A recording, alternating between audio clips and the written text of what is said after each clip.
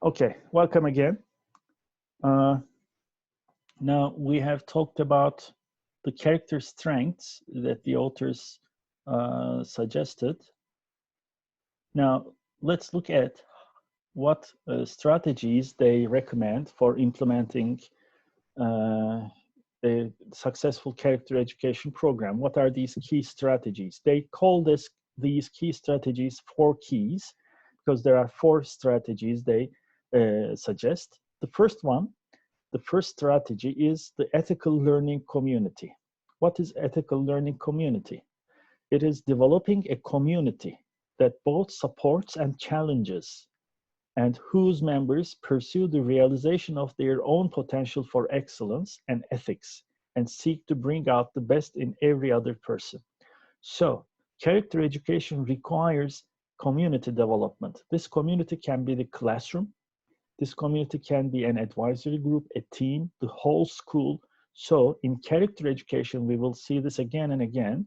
Whole school is responsible from building the necessary character strengths in the students.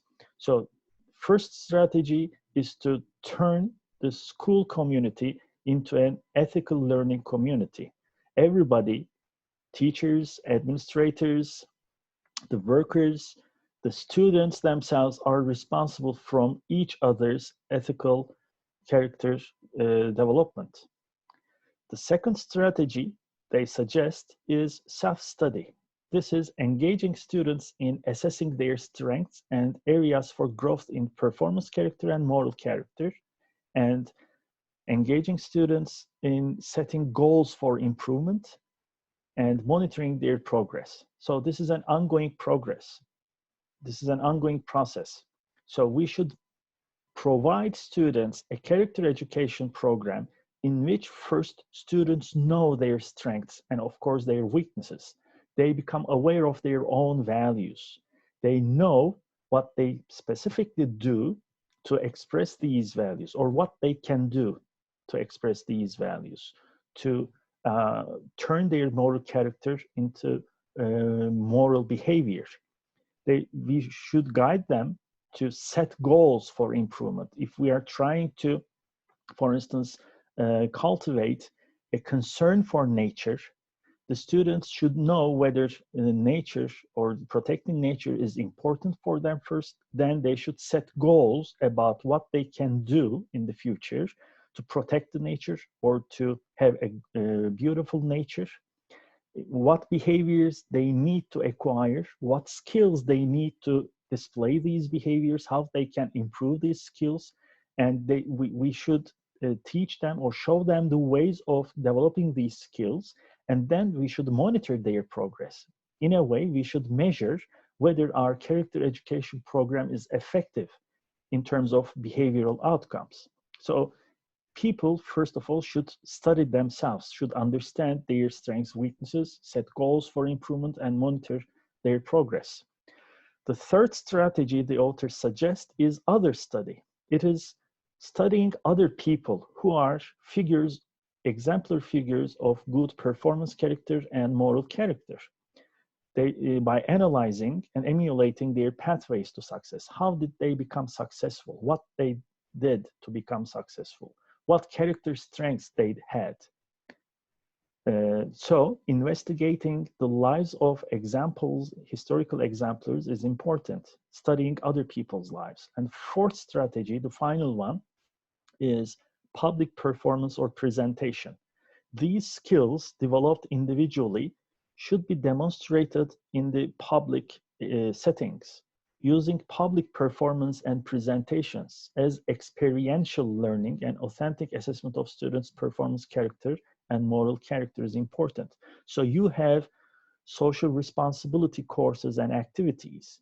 You have a moral character, you have some important values that you want to display, and you develop your own projects for community in voluntary basis, and you realize these projects by studying with children in disadvantaged areas, by studying with disadvantaged people such as the elderly people or the refugees. So Such kind of experiences also teach us our strengths and weaknesses. It should be, in other ways, our character should be tried in the society as a way of assessing our performance character and moral character. So these are the 4 key strategies they suggest. Okay, now, so this is one way of implementing character education programs in high schools.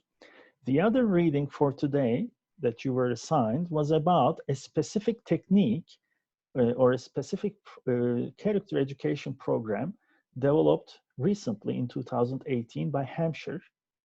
Now, first of all, we should understand the author's conceptualizations about basic concepts, values, character education. She defines these concepts in a certain way. So how does she define them? Hampshire defines values as orientations and guiding principles. We talked about the definition of values in the first class we had in the semester. So this is a very typical definition of values. And according to Hampshire, character is action guided by values and observed in behaviors. So values are part of our self-system, our character. They guide our behaviors as guiding principles. So we observe the good character in the good behaviors of people, and these good behaviors should be guided by values.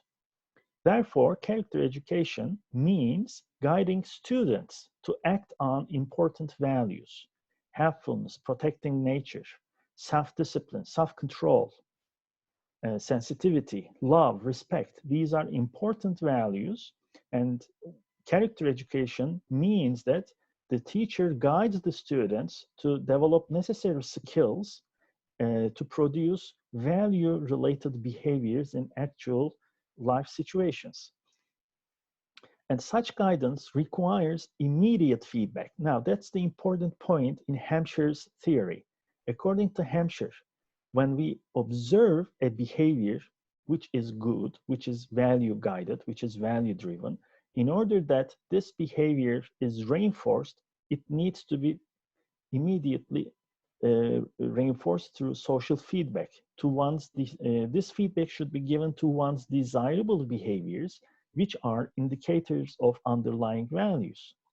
And such feedback should be spontaneous, not pre-planned, but spontaneous, which means that the teachers should always observe their students' behaviors by keeping in their minds that any good behavior can occur anytime, and the teacher should feel the responsibility that anytime he or she has this opportunity to reinforce the good behaviors of good character.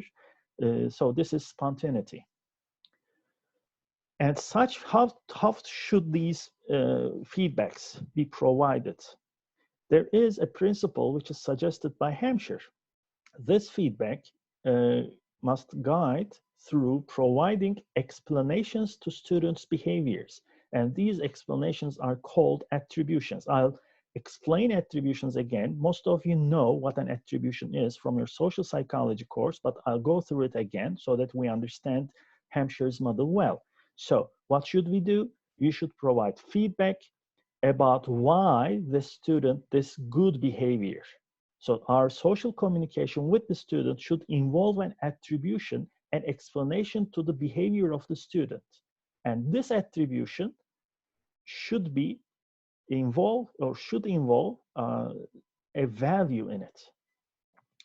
And quality of attributions and appropriate praise, övgü, would develop a sense of self-efficacy in the student to produce that behavior willfully. Thus, the moral behavior will become part of students' character. Now, this is the theoretical framework provided by Hampshire for what she calls positive causal attribution training. Now, let's go into details. Okay, first of all, let's understand this key term, attribution. Again, let's remember what attribution is. Attribution is the process of identifying the causes of behaviors by others and the self.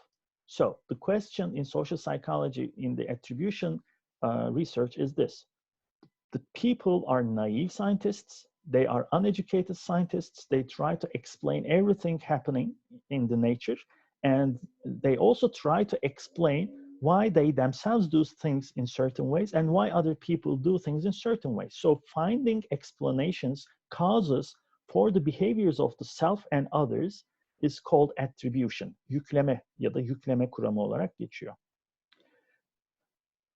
So we have a social reality, as you would remember. Social reality means our understanding of social life. And people are naive scientists. They do not have education for science. They don't know the scientific methods, but they try to explain, understand the causes of what's happening in the social life. So, for instance, most of us are asking nowadays this question: why do some people keep on going outside, although social isolation rules are set in the country? So some people are going outside, and we are curious because we don't understand why they are going outside. It's a risk for themselves, risk for other people. So we try to find explanations for these rule violating behaviors. So attributions are explanations, or causal explanations for others' behaviors are important because our ultimate goal is to understand, to predict, and control social reality. If we can understand why some people follow the rules of social isolation and some others do not, then we can predict social reality. We can understand and protect ourselves, and we can control the situation. So, therefore, people make causal attributions to predict and control social reality. How others and the self might behave under certain circumstances then becomes understandable and controllable. So this is the definition of attribution. For further information, you may consult your PowerPoint slides in social psychology course and read your textbook about attribution theory. So how do people make attributions? Remember, there are different theories, but one of these theories are highlighted. One is highlighted in Hampshire's formulation. So I'm going to focus on it. It is Wiener's attribution theory of achievement. So what does Wiener say? According to Wiener, possible causes of personal achievement is inferred by making evaluation in 3 dimensions. So when we are successful or unsuccessful, how do we explain our success? Suppose you have a good grade. How do you explain having a good grade?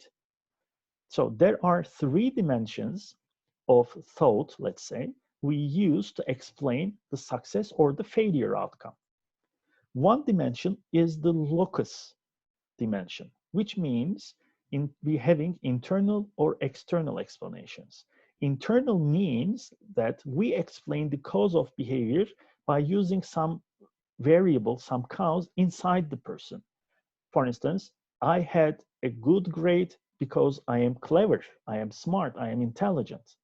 Being smart, clever, intelligent are personality attributes which are in the person. So this attribution uses an internal cause for the behavior, for the outcome.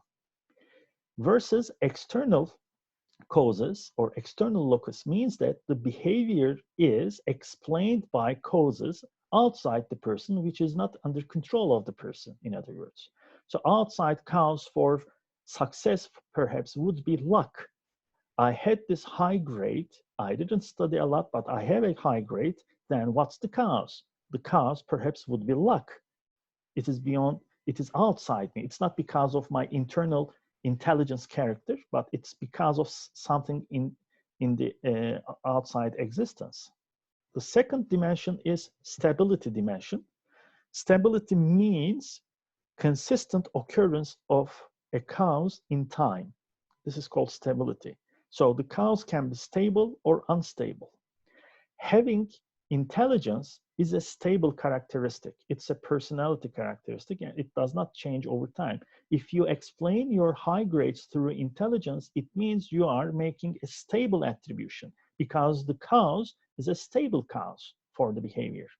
An unstable attribution would be some cause which might change over time because of different reasons. Effort, for instance, is an unstable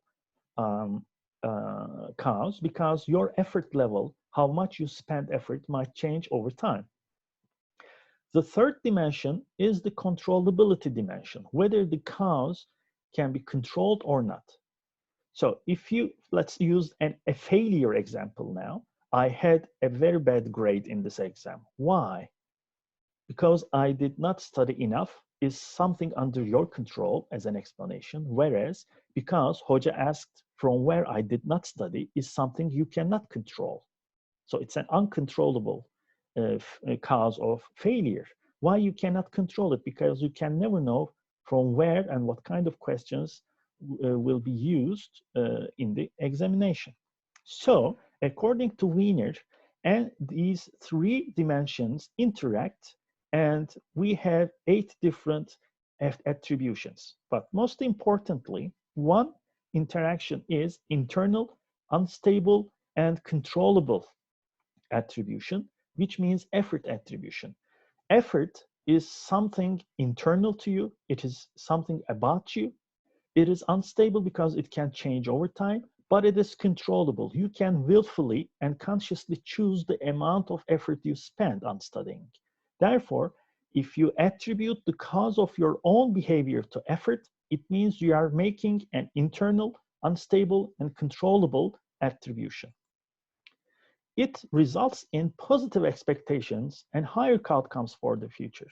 Why? Because if you explain your outcome, your success in terms of effort, I spent much effort, I studied a lot, that's why I had a good grade, means that if you keep on spending that amount of effort in the future, since it's under your control, you might have the same outcome in the future again.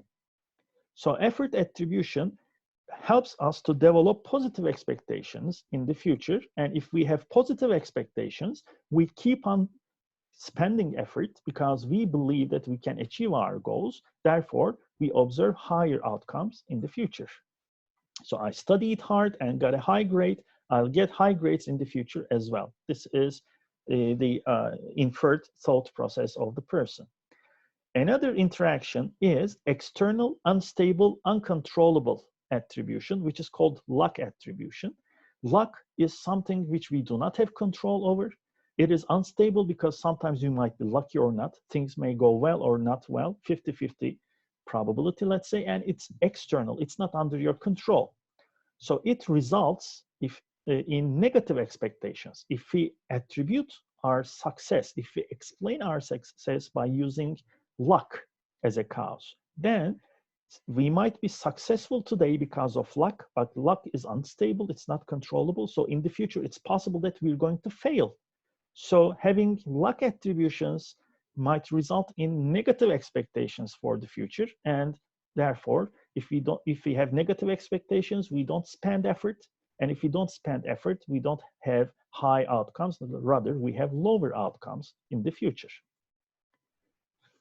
Okay, so having set this explanations, this attribution theory in mind, now let's focus on one critical component of Hampshire's theory, which is self-efficacy. First, let's define it again. Self-efficacy beliefs are beliefs in one's capabilities, one's abilities, talents. And these capabilities that we believe in helps us to organize and perform the courses of action required to manage prospective situations. So that's a very fancy theoretical definition. What does that mean? A self-efficacy belief is a belief that when we spend effort, our skills would be necessary to bring about the desired positive outcome in the future. So suppose you believe that you have good English listening and reading skills. And if you believe in your English reading and listening skills, then knowing this, you may sit down and read the texts that I assign you because you believe you can understand them when you read them. So you organize your study area and you perform the courses of action, which are preparing for studying, reading, understanding the material. If you don't understand the word, you look up in the dictionary, and so on and so forth. So these actions are required to manage future situations. So you manage your behaviors in such a way that now when you come to this class online course, then you know that you're going to understand the content material to a certain extent because you have necessary English skills. So this is called self-efficacy. Therefore, self-efficacy is a sense of control in one's own actions and the outcomes of these actions. So when I read it, I'm going to understand it, and I can understand. If I can understand it, I may have good grades, means that you feel control over the outcome of good grade because you believe in yourself, because you believe that you have control on your own choices, reading the textbook, reading the material, listening to the videos or whatever. So these actions, you believe when you do so, will bring high outcomes, high grades in the end. Self-efficacy beliefs, which cause behaviors, develop in our childhood, or in not only childhood, but even as adults, through 4 processes. One is mastery orientation. We talked about this. It is a feeling that one can control the environment. If you can control the environment, then you can believe in your skills that you can change the environment. The second process is vicarious experiences. This is modeling, learning through experiences. Okay, so we observe other people do things, and when we observe other people doing things and doing them well, and reinforced or rewarded for doing well, we learn that it's doable, and we learn that when we try it, we can do it as well as they do it, as soon as we are reinforced. The third process through which self-efficacy beliefs develop is social persuasion. Social persuasion means other people use persuasive messages to make us believe in our own skills and abilities so that we can use them to have the necessary or the desired outcomes. So remember persuasion processes in social psychology. It involves giving a message which have good arguments in it, and these arguments especially are used by people who are motivated to think about them. So we will return the social persuasion again, because in Hampshire's model of positive attribution, causal attribution training model, persuasion is the process that the teacher is expected to use to develop a good character in the student. And finally, self-efficacy beliefs develop through enhancing physical status. This is about having good fit, a healthy physical existence, because some works require physical stamina. Therefore, we might sometimes need to enhance better our physical status so that we can do some physical behaviors necessary to bring certain outcomes. So why self-efficacy? Why is self-efficacy important in positive causal attribution theory or training? Because self-efficacy beliefs help us to change or to translate our moral identity into moral action. Remember this principle.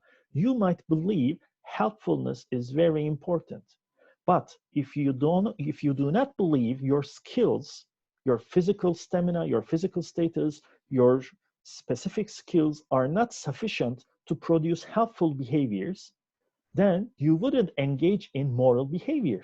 For instance, suppose you believe that helpfulness is important, and one specific behavior of helpfulness is helping an old lady to carry her goods, okay? But if you don't have the skill to carry her heavy goods because of your lack of physical stamina, then although you might have good intentions, which is called the moral character, you might not translate it into good behaviors, okay? So if we believe in our skills, that we can do things when we want to do it because we have necessary skills, then we can express our values freely. We can do them. Therefore, developing self-efficacy is important in Hampshire's model. So what is the feedback here? If persuasive feedback then can increase self-efficacy. In other words, if the teacher, through persuasive feedback, can make the student believe in his or her skills for doing things, then the student might try hard to succeed, not necessarily succeed in academic settings, But success here means that displaying moral behaviors, thereby developing necessary skills in time that form self-efficacy beliefs. So what does that mean? It means that the teacher should give convincing, persuasive feedback to the student, and this feedback should aim at increasing the self-efficacy in the student. And then if the student believes that he or she has these necessary skills, then he or she may try to do moral behaviors because she believes she can do them.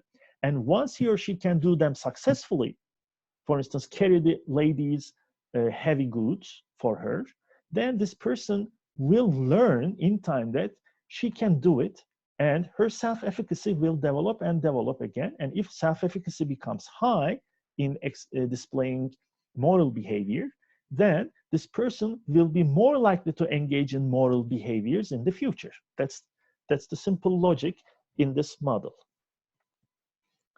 Now, how can we reinforce these necessary skills in the student? The answer is using effective praise, etkili övgü. So what is effective praise? What are its components? First of all, a praise is a message which conveys a message to the student about the worth of a behavior. Carrying the goods of elderly people for them is a good behavior. So saying this to the student or conveying this message to the student gives the student gives the student that this behavior is a valuable behavior. Or an effective praise gives a message to the student through approving this behavior by the teacher. If the teacher is a credible source, of course. So that's an important point. The teacher, the socializing agent, in other words, should be a credible source so that his or her praise would be accepted by the student. Or his or her, the teacher's approval should be important for the student. The student should care for such kind of approval. And this approval should be provided through expressing positive affect. Positive affect is reward, it's reinforcement. So a praise in itself is a social reward. And the function of a praise in developing character is providing social reward to the student for doing the right thing by approving this behavior, by making student aware of the value of this behavior. And as we all know from learning theory, reward should immediately follow the behavior so that the behavior is reinforced, meaning its probability of occurrence increases. So effective praise must follow the good behavior immediately so that it can reinforce that behavior. This is called contingency. And it must contain a positive, controllable, and unstable attribution, which is effort attribution. In other words, praise is not simple aferin sana. A praise should involve a message, an argument, which makes the student understand that his or her moral behavior is the result of his or her effort, which is controllable, unstable attribution, and it's positive. So basically it means you did a very good thing because you put your effort to do it. If somebody hears this sentence as a praise, then this person can start believing in his or her abilities, which means he or she can develop self-efficacy. And the praise should be specific in linking the behavior to the relevant value. Remember, always keep this in mind. A value is an abstract, soyut, an abstract concept. These abstract concepts are guiding principles for our attitudes and behaviors. So we can always observe the value as it is expressed in a behavior. So there should be a clear link between the value, the abstract concept, and the behavior, the concrete action. And the praise should make it specific that this behavior is done through effort and it is a good indicator of that value. Okay, so it is a very technical way of designing a persuasive message. Okay, So let's have an example or some examples about good or bad praises or good or effective or ineffective praises. Now, look at this example. You are smart in getting a high grade. Okay, now here we observe the behavior, the outcome, getting a high grade. And getting a high grade is explained or attributed, is explained by or attributed to being smart. Being smart as a cause is an internal, stable, uncontrollable cause. Nobody can control the level of intelligence in him or her. Okay? So it is an uncontrollable cause, but it is stable. It's more or less is the same through time, and it's internal inside the person. Now, the problem is it is uncontrollable. If you can't control your level of intelligence, and if your actual success is just because of luck, receiving such kind of a persuasive praise, let's say praise, would not work. And most importantly, according to Hampshire's model, if we provide such kind of an attribution to the person as praise, the student will learn to explain success through internal, stable, uncontrollable causes. It's not under my control. If I weren't smart, I wouldn't have that grade. So if we don't believe in our skills, according to the theory, we don't produce the behaviors which require effort. So this is not an effective praise. Rather, if the teacher can provide such kind of a praise, you completed all the homework and assignments. Your preparations so far brought you a good grade in the exam.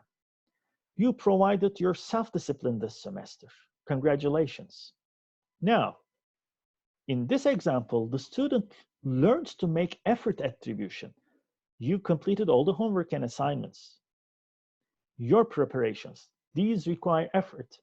Okay, so the student receives a praise, a message, a persuasive message, which includes internal, unstable, controllable causes for the successful outcome.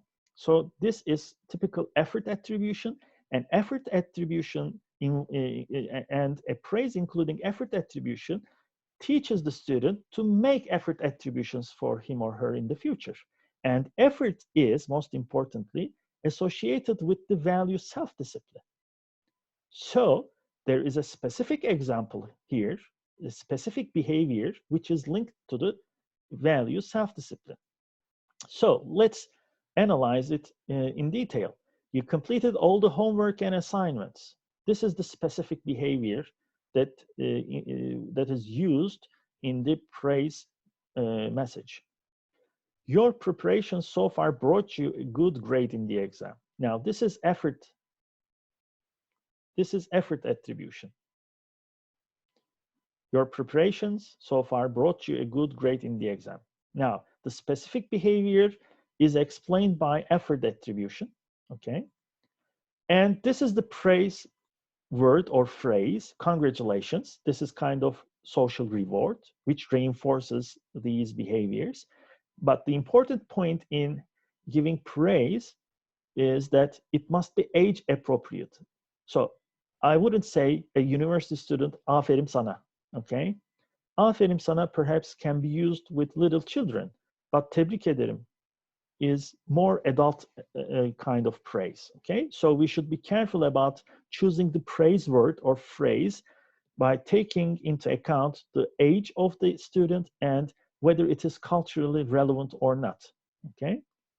So culturally mostly used praise words might be preferred by the teacher.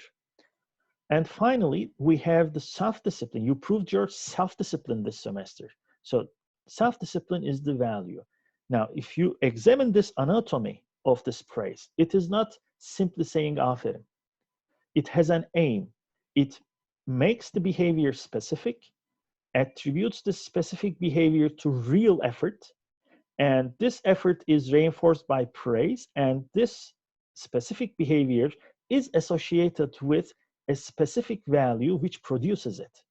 Now, this kind of social feedback, according to Hampshire, is very effective in developing self-efficacy in the student, and this self-efficacy in the long term will translate into moral behaviors more and more. So this is an example perhaps you could study by yourselves. A vignette example. Vignette means a small explanation about a situation. A primary school teacher was standing and observing her students in the corridor at the break time. While rushing to the classroom, Ayşe stumbled, tökezledi, and dropped her books on the floor. Ahmet, another student, immediately went nearby and collected the books to give her. The teacher called Ahmet, pulled him aside, and told him, smiling, Ahmet, you are very helpful. You put effort to collect your friend's books as soon as she dropped them. Good boy. Now, here we have the attribute, which is the value, helpfulness. We have the behavior explained by effort and relevant attribute. That you put effort to collect your friend's books as soon as she dropped them because you're helpful. Now, this attribution is internal, unstable, and controllable. And there is the phrase word, good boy, which is age appropriate in a primary school, perhaps. So now, just imagine this kind of a situation. A teacher at school can experience hundreds of such examples in a given day, okay? Now, this positive causal attribution training, therefore, requires a very well-prepared teacher. And according to this model, character education or values education is not only achieved in the classroom, it's not part of the curricula. This is an extracurricular activity by the teacher, not for the student, okay? So the teacher should always be attentive to the behaviors of the students and look for opportunities for character education anytime, in any place in the school context. So this brings us to the point about how the pre-service or prospective teachers should be trained, including yourselves listening to this course. So according to Hampshire, first of all, teachers themselves should be people of good character and morality. We as teachers should know what is right or wrong, what is good or bad. And we should be displaying the right, the good in our own behaviors as role models. Second, teachers should assume professional responsibility in developing a moral character in their students. So we should feel responsibility for this. Okay, it is our own social and moral obligation to teach our children not only subject matters, but also being a good person in their lives anywhere, anytime. We should feel this obligation in ourselves. Third, teachers should discuss with their students about morality. That's why positive causal attribution training requires verbal exchange. It is a persuasive communication which takes place between the teacher and the student, and the teacher here is the source of communication, okay? And the student is the recipient who receives the communication. So there should be a communication, and actually a two-way communication is the best way to teach the values, morality to the children. We will learn about it in the future. And teachers must be explicit, open, and articulate, speaking in expressing their values to their students. So a teacher is a human being as well. He or she has his or her own values and moral principles, guiding principles. The teacher should feel free to express these values to their students. But the critical point is that this expression of own values should be realized without expecting the students to conform to these norms necessarily, okay? So being a role model doesn't mean that we should convince everyone, but we have this obligation to talk about what is good or bad, to talk about what is right or wrong, give examples of our own life through verbal exchange and through behaving in a moral manner, but we shouldn't expect everyone to do in the way as we exactly do it. Okay, the fifth one, teachers should establish a positive classroom climate. The children should feel free and should feel positive in being in this classroom throughout the education, character education. They should never suspect that they will be humiliated, they will be punished in front of others, but the true aim of the teacher is a positive intention to build a good person in each and every student. Teachers should engage their students in school and community activities which can develop an ethical sense and altruism. In other words, the teachers should find opportunities or should design activities for their students to express in the community moral behaviors, such as uh, doing doing service for people who need help in real life. But above all, teachers shouldn't feel alone because character education is the responsibility of the whole school system. Therefore, school administration should support the teacher and such a character education environment. So it is not only the responsibility of the teacher who is in immediate contact with students, it's the responsibility of the school administrators as well to provide such an environment. So there should be an awareness in all the staff of the school community that they are responsible for developing a moral character in the students. So they should, first of all, be clear about what values should be trained or cultivated in the students and who can do what at any time when he or she observes a good behavior. So what are the strategies to implement these principles of positive causal attribution training? First strategy, learn it, which means learn the definition of attribution. So the teacher should know what is attribution, what are its types, what is good character, what are the definitions of different values. The teacher should be very well knowledgeable about these concepts. Second, identify it. Scan students. Which behaviors are examples of which values? Observe students and identify opportunities. The third strategy is provide it. Take the time. The teacher must purposefully and intentionally should spare time to verbally describe to students the positive causal attributions and associated specific behaviors. Next, don't plan it, be spontaneous. So the teachers are expected to provide feedback unexpectedly as soon as they observe the relevant value-related or moral behaviors in the students. Why is this important? Because as you remember from intrinsic motivation theory, intrinsic motivation, when provided external rewards, decreases. But if this external reward is unpredictable by the student, if it is provided unpredictably, which is spontaneous, then the external reward enhances intrinsic motivation. That's why being spontaneous is important. Next strategy is stick with it, be persistent. We cannot expect a student to develop a perfect moral character in only one example. So the teacher should keep on repeating PCAT techniques because belief change and behavior change takes time.